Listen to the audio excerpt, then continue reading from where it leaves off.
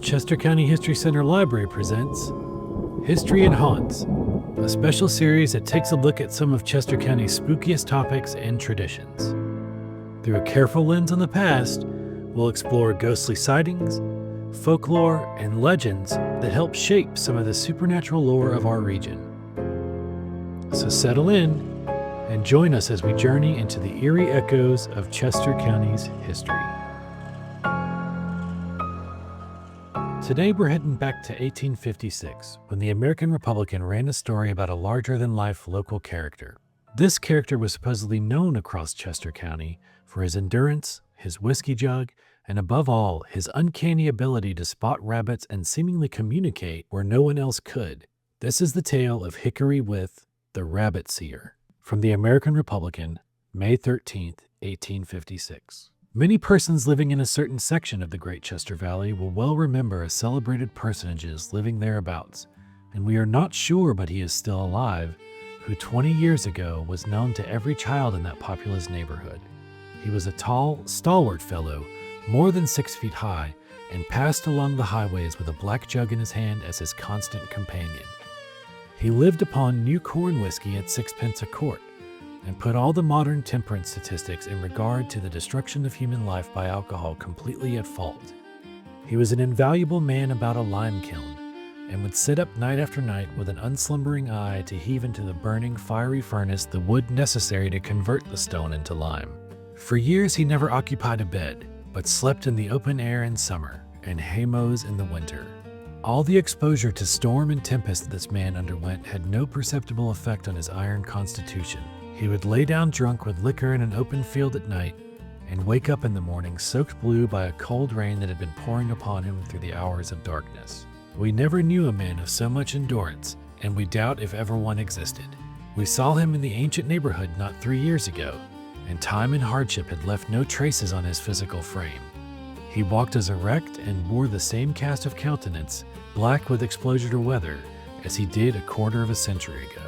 To meet him in the woods, you would suppose you were facing a bandit, but he was perfectly harmless man, never within our recollection having been before the court for any crime whatsoever. He had a very great peculiarity for which he was celebrated throughout the entire neighborhood, and that was for seeing rabbits in their squats, where no one else could see them. He knew every litter of rabbit that was brought forth within the bounds of his gypsy strolls. He could tell you how many belonged to every particular locality, how many were carried off by hawks, how many had been worried by dogs, and how many remained for the benefit of the sportsman. If you wanted a rabbit, all you had to do was say the word to him, and it would be procured just as certainly as Senor Blitz produces the egg from his magical bag. We were reminded a few days since of an actual occurrence which took place between him and a near relative of our own. We have heard it related frequently and know it to be substantially correct. He came one day strolling up the road with his long gun on his shoulder and took a seat on the porch of the old homestead. He was asked why he had no rabbits. He said he had not been looking for any. The conversation turned to the point that they were scarce and hard to find, but he replied, "No, they are plenty and easily found." "There's a rabbit out in that field of yours," said he. "That cannot be," was the reply, "for it's pastured down until there is no hiding place for one. But there's a rabbit lives there," he continued, and then went on to tell how it came there, and where it came from, giving its pedigree as minutely as a sportsman would that of his favorite racehorse. Still it was urged upon him that no rabbit was in the open field, and a bet of a quart of whiskey started him out with the one who doubted his word to find the animal. He roamed carelessly over the field for a time, and at last, turning to his doubter, beckoned for him to approach. When he came up, he pointed to a little tuft of grass and said, "There he is. Don't you see him?" Not a rabbit could the unpracticed eye of his companion discover, and he insisted that none was there. "Why don't you see his eye?" said the Rabbit Seer. "No," was the reply, "and there is no rabbit there." "Well, now just stand back and I'll show you." And then raising his gun, he blazed away. And sure enough, out of the little bunch of grass was kicked a dead rabbit. Everyone knew this peculiarity, and it became a common expression after a hunter had carefully looked over a piece of ground, that nobody but, what shall we call him? If he is alive, he might not like to see his name in the paper. Hickory with shall be our cognomen. None but Hickory with could find a rabbit there.